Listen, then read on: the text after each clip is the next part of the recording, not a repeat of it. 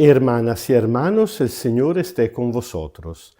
Escuchamos ahora el texto del Evangelio de hoy, viernes de la semana del primer domingo después de la Epifanía, según el rito ambrosiano. Lectura del Santo Evangelio según San Marcos, capítulo 2, versículos desde 13 hasta 14 y desde 23 hasta 28. En aquel tiempo, el Señor Jesús se dirigió de nuevo a la orilla del lago. Toda la gente acudía a él y les enseñaba.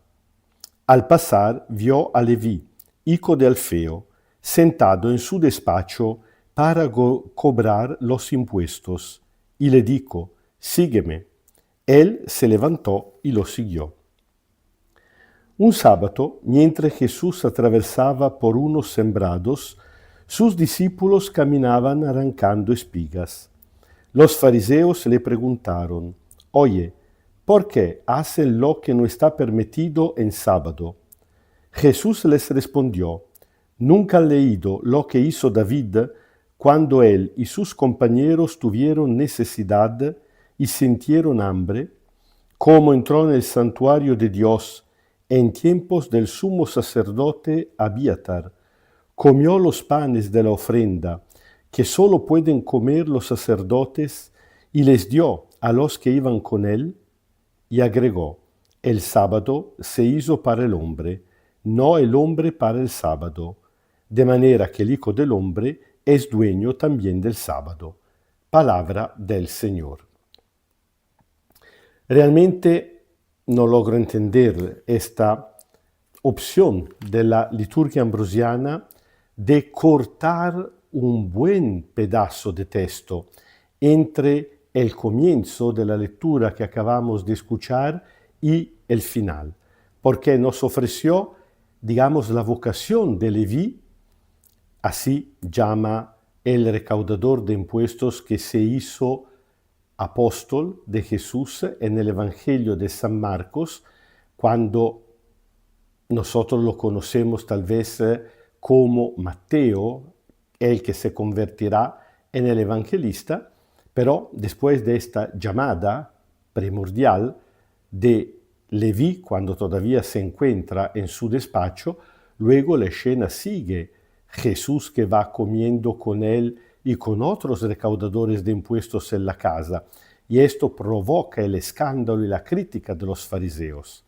Así también como los fariseos se escandalizan por el hecho que Jesús no enseña a los suyos a ayunar, cuando en cambio tanto los discípulos de los fariseos y los discípulos del mismo Juan el Bautista ayunaban mucho. Al contrario, y aquí viene la segunda parte del texto que escuchamos, Jesús permitía incluso en el día de sábado a los suyos de comer.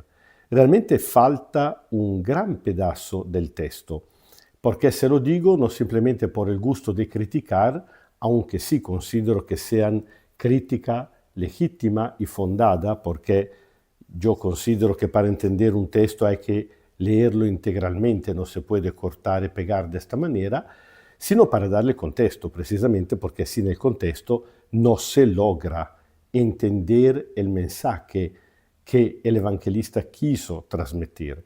Así que prácticamente aquí encontramos dos escenas totalmente diferentes que tienen, digamos, por lo menos un aspecto en común: la libertad con la cual Jesús actuaba. Y no porque a Jesús le gustaba ser el contrario de los demás, no porque le gustaba criticar la autoridad humana, sino porque tenía conciencia de venir por parte de Dios, con la autoridad superior de Dios, que Dios mismo le había entregado en el momento de enviarlo con su misión, y precisamente por eso tenía que actuar no según la costumbre humana, incluso la costumbre religiosa de su época, sino según la voluntad y el estilo de Dios. Bueno, en el primer caso, la libertad de Jesús se expresa en llamar a su seguimiento incluso uno que pertenecía a una de las tres categorías considerada sumamente pecadora: recaudadores de impuestos, prostitutas y leprosos. Jesús no mira la condición de la gente, mira a la propia gente, porque por cuanto uno pueda ser pecador, en el caso del recaudador de impuestos realmente lo era, y aprovechaba de su situación para exprimir a los pobres de lo que incluso no lograban tener. Así que realmente el recaudador de impuestos era un gran pecador. O al contrario, por supersticiones, por prejuicio, la gente lo consideraba tal.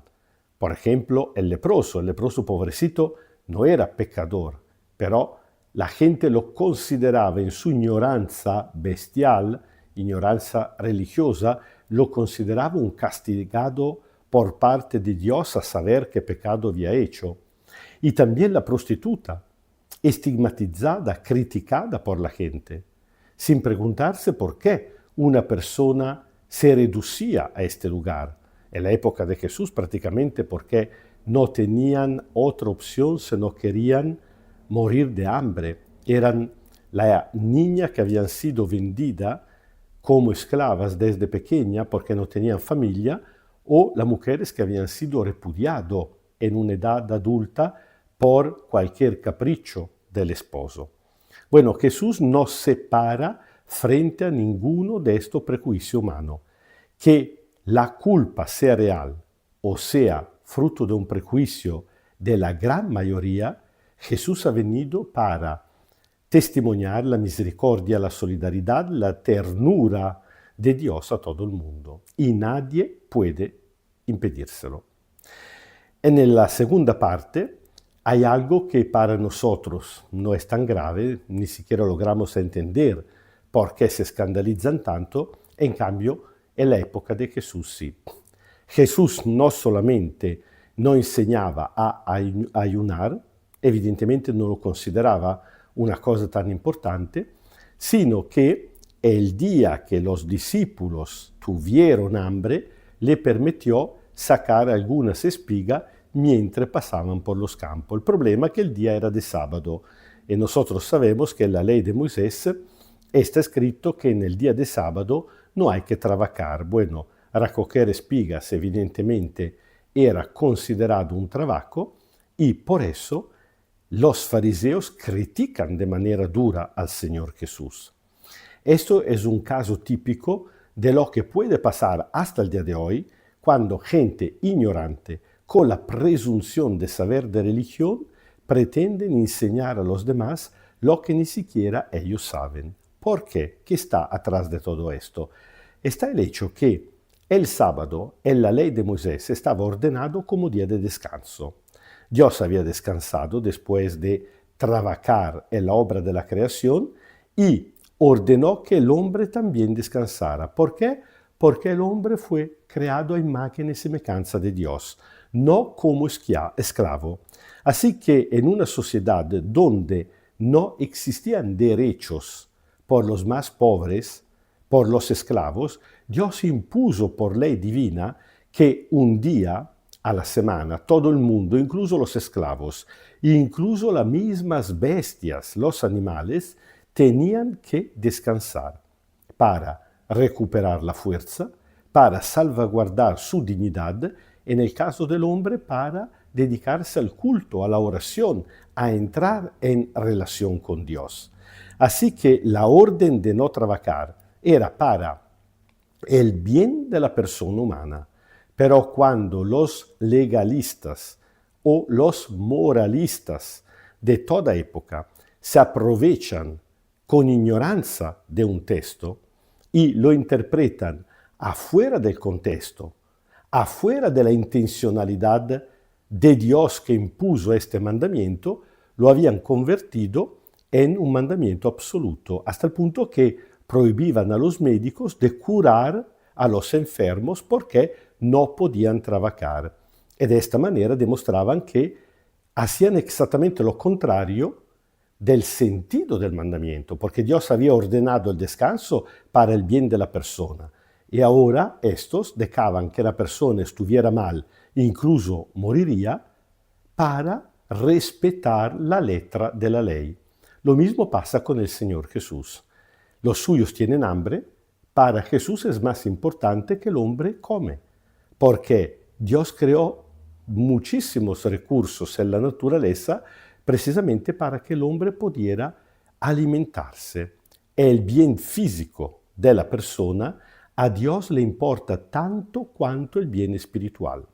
Evidentemente los fariseos no logran entender esta cosa, lo critican y Jesús, de manera muy directa, casi brutal, primero le dice que el sábado fue instituido por el hombre y no el hombre por el sábado.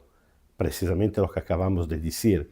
Dios ordenó el sábado por el bien del hombre, no se inventó al hombre para que respetara el sábado. Y segundo, cosa que incluso sonaba a blasfemia a sus oídos, dijo, por esa razón, el Hijo del Hombre, Jesús habla de sí mismo, es dueño incluso del sábado. Jesús está proclamando su autoridad divina y por eso, de manera indirecta, pero bastante clara, su connaturalidad con Dios, su ser, el Hijo de Dios que viene en nombre de Dios para poner en práctica la voluntad de Dios, aunque sea subversiva. El Señor esté con vosotros. Kyrie eleison, Kyrie eleison, Kyrie eleison. Os bendiga Dios Todopoderoso, Padre, Hijo y Espíritu Santo. Amén. Y pidiendo siempre a Dios que nos libre de toda forma de hipocresía, de legalismo, de moralismo, que nos impiden de ver el bien de la persona, para no juzgar a nadie, para tomarnos cura de todos, así como nos enseñó el Señor Jesús. Y de esta manera, para poder poner en práctica la única, auténtica, verdadera voluntad de Dios, que siempre es el bien de la persona, hasta el punto que se convierte el bien de la persona en el criterio absoluto de nuestra fidelidad a la voluntad de Dios, seguimos viviendo en paz.